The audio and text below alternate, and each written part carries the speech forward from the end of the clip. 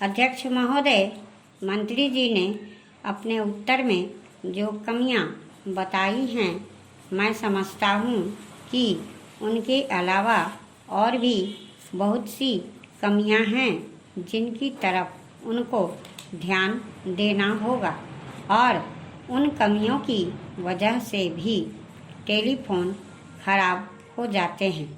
इसमें इस या उस पक्ष की बात नहीं है। एक तो मशीन की खराबी की वजह से यह होता है और दूसरे आपके अफसर भी इसके लिए जिम्मेदार होते हैं। मशीन और अफसर दोनों का साथ चलता है। आप देखें कि एक एक्सचेंज में आपके अफसर रहते हैं। इतने अफसर होने के बावजूद भी आप देखें कि चाहे पार्लियामेंट के सदस्य हों या आम नागरिक,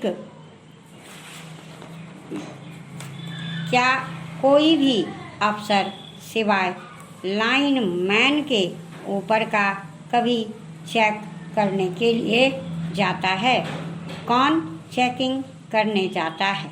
कैजुअल लेबर जो होती है वही जाती है, जिसको इंस्पेक्टर नियुक्त करता है। इस लेबर के पास कोई औजार नहीं होते हैं और ना अकल और ना ज्ञान। इधर उधर घुमाकर वह देखता है और चला जाता है।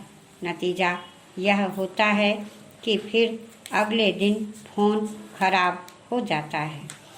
इस वास्ते क्या आपके जो अफसर हैं, जो एक्सचेंज अफसर हैं, उनको आप निर्देश दें कि वे ऑफिस में ही ना बैठे रहें, बल्कि फील्ड में भी जाएं, घूम फिर कर भी देखें कि क्या काम ठीक हो रहा है और जहां खराबी दूर की जाती है वह वास्तव में ठीक से दूर की जाती है या नहीं। यह भी देखने में आया है कि इंस्पेक्टर जो कहता है कि 10 कैजुअल लेबर्स को उसने नियुक्त किया है, वास्तव में 5 को ही बहाल करता है और बाकी 5 के पैसे जेब में डाल देता है। आप कहते हैं कि आपके अफसर सब अच्छे हैं। यह सर्टिफिकेट आप ही उनको दें। यह आपका विभाग है, लेकिन इन सब चीज़ों को भी आप देखें। डुप्लीकेट बिल क्यों आते हैं?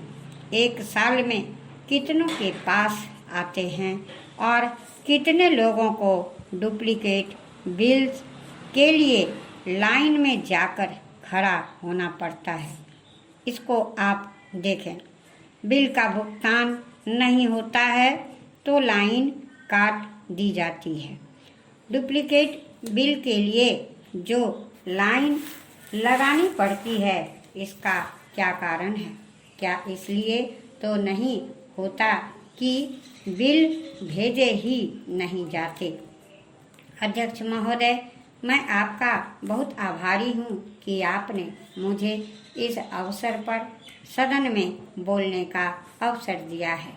यह जो प्रस्ताव सदस्य महोदय ने यहाँ सदन में प्रस्तुत किया है, उस पर दोनों तरफ के लोगों ने अपने अपने विचार प्रकट किए हैं। मुझे बहुत खुशी है कि आज दोनों तरफ के लोगों ने एक ही आवाज़ में इस प्रस्ताव का समर्थन किया है। शायद यह पहला अवसर है जब इस प्रस्ताव पर सभी सदस्यों ने अपनी सहमति प्रकट की है। मुझे इस बात का डर भी है कि यह जो प्रस्ताव है उसे मंत्री महोदय द्वारा स्वीकार कर लिया जाएगा और उसके बाद देश के किसानों को उनके अनाज का उचित मूल्य भी उनको दे दिया जाएगा। कुछ दिनों के दे दिया जाएगा तक भी आपको कुछ दिनों के 3 दिनों के